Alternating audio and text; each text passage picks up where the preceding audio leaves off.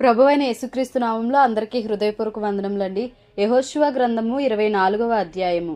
యెహోషువ ఇశ్రాయేళ్ల గోత్రముల వారిని అందరినీ షెకెములో పోగు చేసి వారి పెద్దలను, వారి ప్రధానులను, వారి న్యాయాధిపతులను, వారి నాయకులను పిలిపింపగా వారు వచ్చి దేవుని సన్నిధిని నిలిచిరి.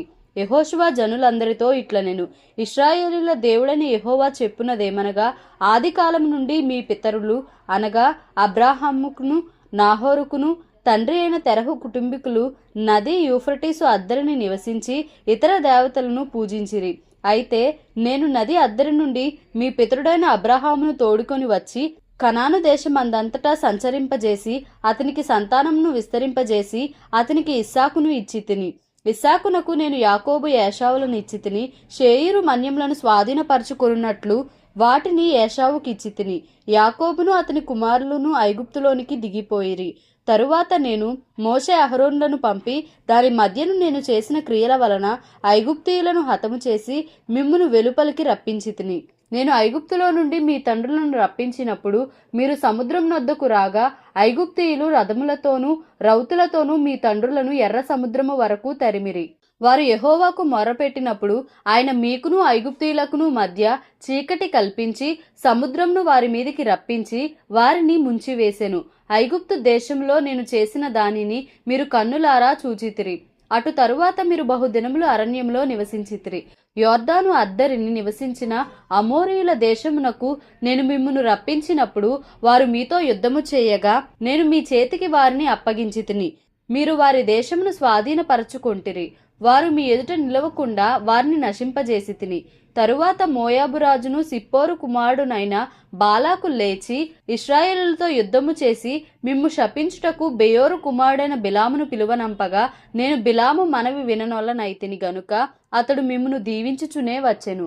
అతని చేతి నుండి నేనే మిమ్మును విడిపించితిని. మీరు యొర్దాను దాటి యెరికో దగ్గరకు వచ్చినప్పుడు యెరికోకు యజమానులకు అమోరీయులు, పెరిజ్జీయులు, కనానీయులు, హిత్తీయులు, గిర్గాషీయులు, హివ్వీయులు, యెబూసీయులను వారు మీతో యుద్ధము చేయగా నేను వారిని మీ చేతికి అప్పగించితిని. మరియు నేను మీకు ముందుగా కందిరీగలను పంపితిని. నీ ఖడ్గము కాదు, నీ విల్లు కాదు గాని అవే అమోరీయుల రాజులనిద్దరినీ తోలివేసెను. మీరు సేద్యము చేయని దేశమును, మీరు కట్టని పట్టణములను మీకు ఇచ్చియున్నాను. మీరు వాటిలో నివసించుచున్నారు.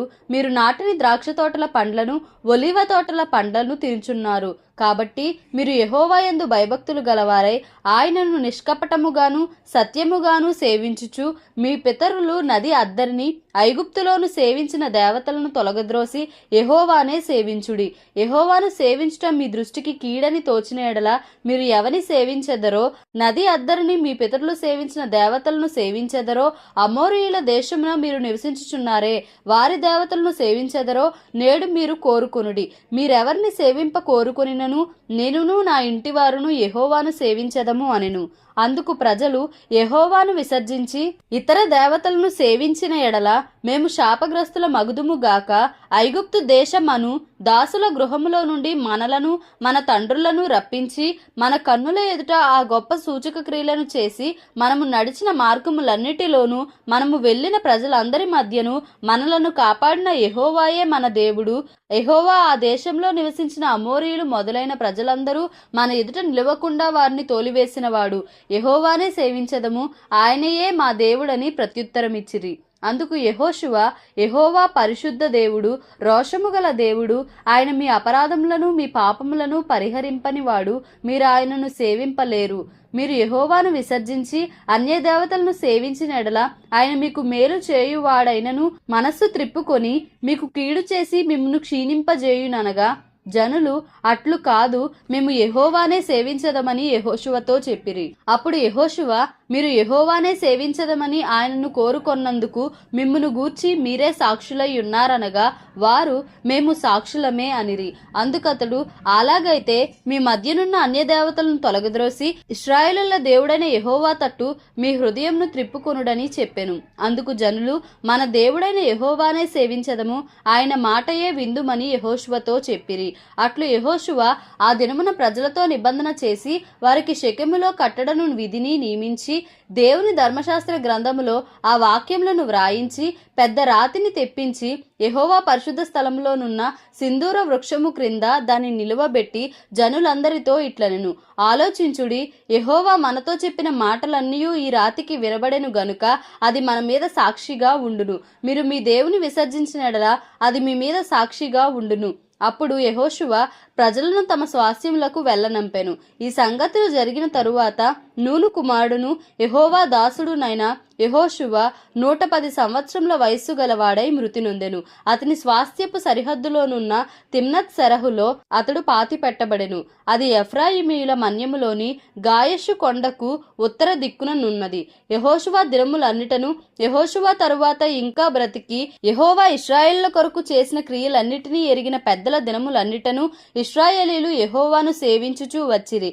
ఇశ్రాయేలీలు ఐగుప్తులో నుండి తెచ్చిన యోసేపు ఎముకలను షెకెములో అనగా యాకోబు 100 వరహాలకు షెకెము తండ్రి అయిన హమోరు కుమారుల యొద్ద కొన్న చేని భాగములో వారు పాతిపెట్టిరి. అవి యోసేపు పుత్రులకు ఒక స్వాస్థ్యముగా ఉండెను.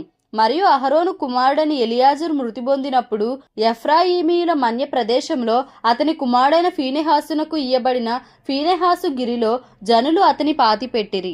న్యాయాధిపతుల గ్రంథము 1వ అధ్యాయము. యెహోషువ మృతి నొందిన తరువాత ఇశ్రాయేలీలు కనానీయులతో యుద్ధము చేయుటకు తమలో నెవరు ముందుగా వారి మీదికి పోవలసినది యెహోవా తెలియజేయునట్లు ప్రార్థన చేయగా, యెహోవా ఆ దేశమును యూదా వంశస్థులకిచ్చియున్నాను, వారు పోవలనని సెలవిచ్చెను. అప్పుడు యూదా వంశస్థులు తమ సహోదరులైన షిమ్యోనీయులతో, మనము కనానీయులతో యుద్ధము చేయుటకు మా వంతులోనికి మాతో కూడా రండి, మేమును మీతో కూడా మీ వంతులోనికి వచ్చేదమని చెప్పగా, షిమ్యోనీయులు వారితో కూడా పోయిరి. కనానీయుల మీదికి యూదా వంశస్థులు పోయినప్పుడు యెహోవా కనానీయులను పెరిజ్జీయులను వారికి అప్పగించెను గనుక వారు బెజెకులో 10,000 మంది మనుషులను హతము చేసిరి.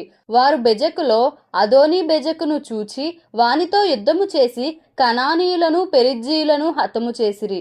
అదోనీ బెజెకు పారిపోగా వారు అతని తరిమి పట్టుకుని అతని కాలు చేతుల బొట్టన వ్రేళ్లను క్రోసివేసిరి. అప్పుడు అదోనీ బెజెకు తమ కాళ్ళు చేతుల బొట్టన వ్రేళ్లు కోయబడిన 70 మంది రాజులు నా భోజనపు బల్ల క్రింద ముక్కలు ఏరుకొనుచుండిరి, నేను చేసినట్లే దేవుడు నాకు ప్రతిఫలం ఇచ్చెననెను. వారు యెరూషలేమునకు అతని తోడుకొని రాగా అతడు అక్కడ చనిపోయెను.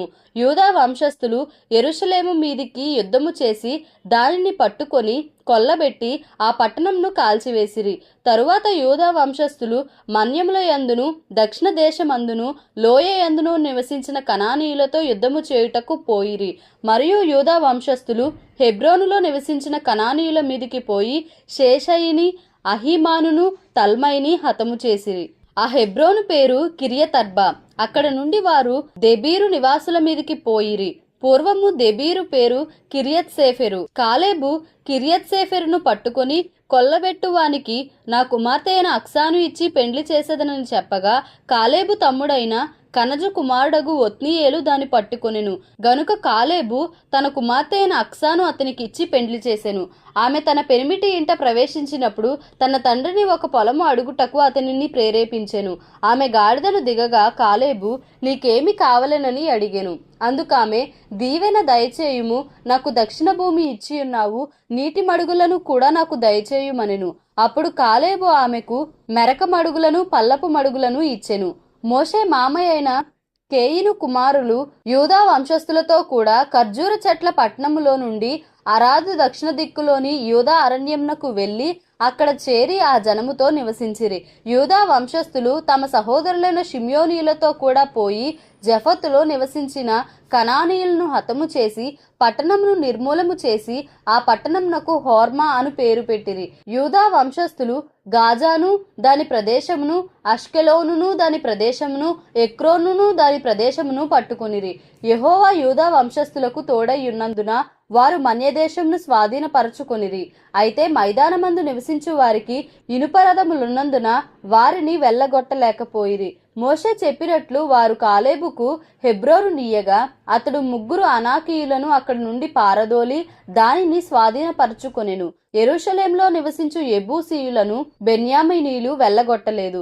యెబూసీయులు బెన్యామీనీలతో కూడా నేటి వరకు యెరూషలేంలో నివసించుచున్నారు. యోసేపు ఇంటివారు బేతేలుకు వెళ్ళినప్పుడు యెహోవా వారికి తోడైయుండెను. పూర్వము లూజనబడిన బేతేలును వేగుచూచుటకు యోసేపు ఇంటివారు దూతలను పంపగా ఆ వేగుల వారు ఆ పట్టణం నుండి ఒకడు వచ్చుట చూచి, నీవు దయచేసి ఈ పట్టణంలోనికి వెళ్ళు త్రోవను మాకు చూపిన ఎడల మేము నీకు ఉపకారము చేసేదమని చెప్పిరి. అతడు పట్టణంలోనికి పోవు త్రోవను వారికి చూపగా వారు ఆ పట్టణంను కత్తివాత హతము చేసిరి గాని ఆ మనుషుని వాని కుటుంబీకులనందరినీ పోనిచ్చిరి. ఆ మనుష్యుడు హిత్తీల దేశమునకు వెళ్లి ఒక పట్టణమును కట్టించి దానికి లూజు అను పేరు పెట్టెను. నేటి వరకు దానికదే పేరు. మనష్షీయులు బేత్షెయానును దాని పల్లెలను, తైనాకును దాని పల్లెలను, దోరు నివాసులను దోరు పల్లెలను, ఇబ్లెయామును దాని పల్లెలను, మెగిద్దో నివాసులను మెగిద్దో పల్లెలను స్వాధీనపరచుకొనలేదు. ఏలయనగా కనానీయులు ఆ దేశంలో నివసింపవలెనని గట్టి పట్టు పట్టియుండిరి.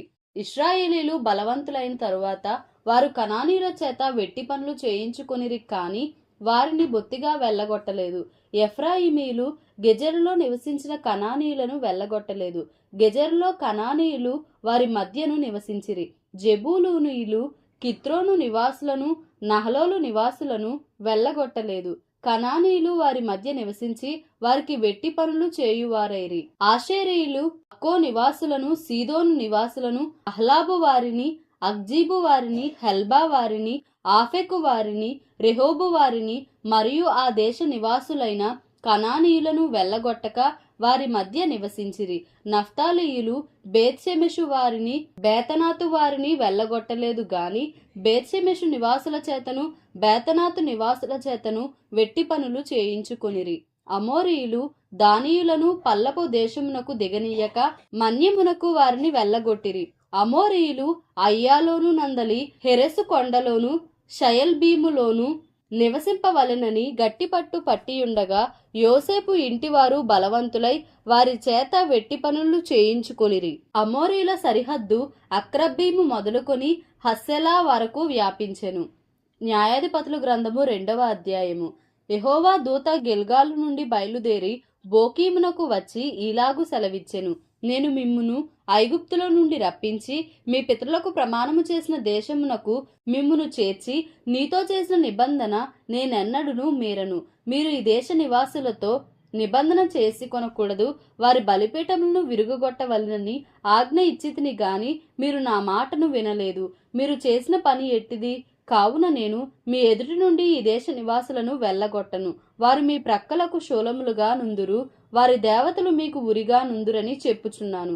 యెహోవా దూత ఇశ్రాయేలులందరితో ఈ మాటలు చెప్పగా జనులు ఎలుగెత్తి ఏడ్చిరి. కాగా ఆ చోటికి బోకీమను పేరు పెట్టబడెను. అక్కడ వారు యెహోవాకు బలి అర్పించిరి.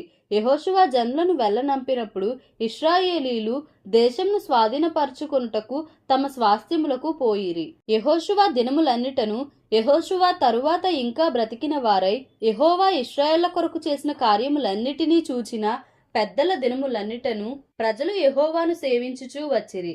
నూను కుమారుడును యెహోవాకు దాసుడునైన యెహోషువ 110 సంవత్సరముల వయస్సు గలవాడై మృతి నొందినప్పుడు అతని స్వాస్థ్యపు సరిహద్దులోనున్న తిమ్నత్ సెరహులో జనులు అతని పాతిపెట్టిరి. అది ఎఫ్రాయిమీల మన్యమందలి గాయషు కొండకు ఉత్తర దిక్కుననున్నది. ఆ తరము వారందరూ తమ పితరుల యొద్దకు చేర్చబడిరి. వారి తరువాత యెహోవానైనను ఆయన ఇశ్రాయేళ్ల కొరకు చేసిన కార్యములనైనను ఎరుగని తరమొకటి పుట్టగా ఇశ్రాయేలీలు యెహోవా కన్నుల ఎదుట కీడు చేసి ఐగుప్తు దేశంలో నుండి వారిని రప్పించిన తమ పితరుల దేవుడైన యెహోవాను విసర్జించి బయలు దేవతలను పూజించి తమ చుట్టూ నుండి జనుల దేవతలలో ఇతర దేవతలను అనుసరించి వాటికి నమస్కరించి యెహోవాకు కోపము పుట్టించిరి. వారు యెహోవాను విసర్జించి బయలును అష్తారోతును పూజించిరి. కాబట్టి యెహోవా కోపాగ్ని ఇశ్రాయేలీల మీద మండెను. ఆయన దోచుకొని వారి చేతికి వారిని అప్పగించెను. వారు ఇశ్రాయేలీలను దోచుకొనిరి. ఆయన వారి చుట్టూనున్న వారి శత్రువుల చేతికి వారిని అప్పగించెను గనుక వారు తమ శత్రువుల ఎదుట నిలువలేకపోయిరి. యెహోవా వారితో చెప్పినట్లు యెహోవా వారితో ప్రమాణము చేసినట్లు వారు పోయిన ప్రతి స్థలమున వారికి బాధ కలుగజేయుటకు యెహోవా వారికి శత్రువాయను గనుక వారికి మిక్కిలి ఇబ్బంది కలిగెను. ఆ కాలమున యెహోవా వారి కొరకు న్యాయాధిపతులను పుట్టించెను. వీరు దోచుకొని వారి చేతిలో నుండి ఇశ్రాయేలును రక్షించిరి. అయితే వారు ఇంకా న్యాయాధిపతుల మాట వినక తమ పితరులు యెహోవా ఆజ్ఞలను అనుసరించి నడిచిన మార్గము నుండి త్వరగా తొలగిపోయి ఇతర దేవతలతో వ్యభిచరించి వాటికి నమస్కరించిరి. తమ పితరులు ఆ ఆజ్ఞలను అనుసరించినట్లు వారు నడవకపోయిరి. తమ శత్రువులు తమను బాధింపగా వారు విడిచిన నిట్టూర్పులు యెహోవా విని సంతాపపడి వారి కొరకు న్యాయాధిపతులను పుట్టించి ఆయా న్యాయాధిపతులకు తోడయుండి వారి దినములన్నిటను వారి శత్రువుల చేతులలో నుండి ఇశ్రాయేలీయులను రక్షించెను. ఒక్కొక్క న్యాయాధిపతి చనిపోగా వారు వెనుకకు తిరిగి ఇతర దేవతలను అనుసరించి పూజించుచు వాటికి సాగిలపడుచు ఉండుట వలన తమ క్రియలలోనేమి తమ మూర్ఖ ప్రవర్తనలోనేమి దేనిని విడువక తమ పూర్వీకుల కంటే మరి మిగుల చెడ్డవారైరి. కాబట్టి యెహోవా కోపాగ్ని ఇశ్రాయేలీయుల మీద మండగా ఆయన ఇలాగు సెలవిచ్చెను, ఈ ప్రజలు నా మాట వినక వీరి పితరులతో నేను చేసిన నిబంధనను మీరుదురు గనుక నేను నియమించిన విధిని అనుసరించి వారి పితరులు నడిచినట్లు వీరును యెహోవా విధిని అనుసరించి నడుచుదురో లేదో ఆ జనముల వలన ఇశ్రాయేలీయులను శోధించుటకై యెహోషువ చనిపోయిన కాలమున శేషించిన జనములలో ఏ జనమును వారి ఎదుటి నుండి నేను వెళ్ళగొట్టను. అందుకు యెహోవా ఆ జనములను యెహోషువ చేతికి అప్పగింపకయు శీఘ్రముగా వెళ్ళగొట్టకయు మాని వారిని ఉండనిచ్చెను. దేవుడి పరిశుద్ధ వాక్యమును మన వినికిడిలో దీవించి ఆశీర్వదించునుగాక. Amen. Please like, share and subscribe for more videos.